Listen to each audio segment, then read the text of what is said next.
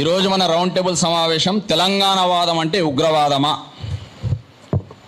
తెలంగాణవాదం అంటే ప్రాంతీయవాదం అని చెప్తున్నాడు. ప్రాంతీయవాదం ఉగ్రవాదం కంటే భయంకరమైనదని పవన్ కళ్యాణ్ చెప్పినాడు. ఒకవేళ అదే నిజమైతే ఎన్టీ రామారావు తెలుగువాదం పేరుతోని, తెలుగు జాతి ఆత్మగౌరవం పేరుతోని, తెలుగుదేశం పేరుతోనే ముఖ్యమంత్రి అయినాడు. మరి అది కూడా ఉగ్రవాదమా కాదా అన్నది చంద్రబాబు చెప్పాలి, రేవంత్ రెడ్డి చెప్పాలి, పవన్ కళ్యాణ్ చెప్పాలి. ఇదంతా ఈ సినిమా, ఈ డ్రామా మొత్తం పవన్ కళ్యాణ్ నడిపే సినిమా ప్రాంతీయవాదం పేరుతోని, లేకపోతే నన్ను తిట్టినారు, లేకపోతే నేను అలుగుతా. ఈ అలగడం ఏంటిది? నువ్వు ఒక రాజకీయ నాయకునివి, నీ మీద రాళ్ళు పడ్డ నువ్వు భరించాలి, నీ మీద విమర్శలు వచ్చినా నువ్వు భరించాలి. నువ్వు మా ప్రాంతానికి సంబంధించినంత వరకు మా ఆత్మగౌరవం పైన, మా అస్తిత్వం పైన దాడి చేయాలని చూస్తే ఖచ్చితంగా నీ మీద రాళ్ళు పడతాయి.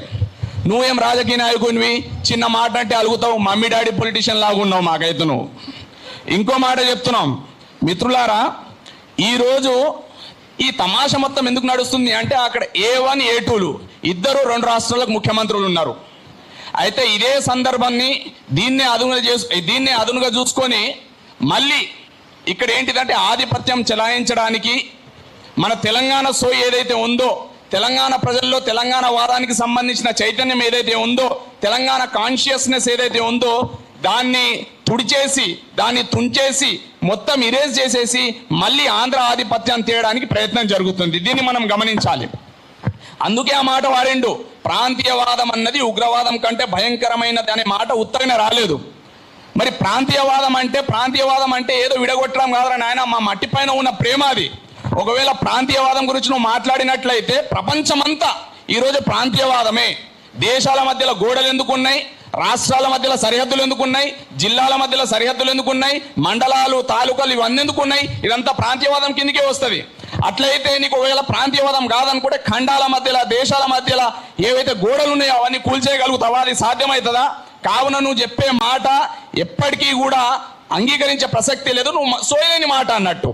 రెండో విషయం మిత్రులారా, పదే కొంతమంది ఏం మాట్లాడుతున్నారు అంటే తెలంగాణ వస్తే నిధులు, నియామకాలు, లేకపోతే నీళ్లు వస్తాయి అనుకున్నాము, కానీ అది జరగలేదు, ఇది బాగుపడలేదు, అది బాగుపడలేదు అంటున్నారు. కానీ ముందుగా మనం గమనించాల్సింది ఏంటిదంటే తెలంగాణ ఉద్యమం అన్నది అస్తిత్వానికి సంబంధించింది, ఆత్మగౌరవానికి సంబంధించింది, ఆధిపత్యానికి వ్యతిరేకంగా జరిగిన ఉద్యమము.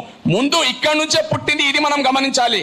కావున ఉద్యోగాలు, నిధులు, నియామకాలు కంటే కూడా ఆత్మగౌరవం పైన దాడి జరిగినప్పుడు మనం ఖచ్చితంగా స్పందించాలి. ఇక ఉద్యోగాలకు సంబంధించి, నిధులకు సంబంధించి రాజకీయ నాయకులు ఎవరైతే ఉన్నారో, ప్రభుత్వాలు ఏవైతే ఉన్నాయో వాళ్ళని మనం గల్లబట్టి అడుగుదాం.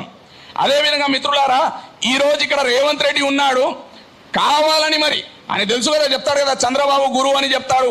ఇప్పుడు వాళ్ళు బీజేపీతో కలుసున్నాడు రేవంత్ రెడ్డి, చంద్రబాబుతో కలుసున్నాడు, పవన్ కళ్యాణ్ కూడా రమ్మన్నది మన ఆయననేమో ఏమో తెలుసు. కానీ ఈరోజు కేంద్రంలో ఉన్న అంటే మన హైకమాండ్ అంటారు కదా కాంగ్రెస్ వాళ్ళు, రాహుల్ గాంధీకి సొయ్యి ఉంటే, బుద్ధి ఉంటే ముందుగా ఏంటిది అంటే రేవంత్ రెడ్డిని అక్కడ నుంచి ముఖ్యమంత్రి పదవి నుంచి తీసేయాలి.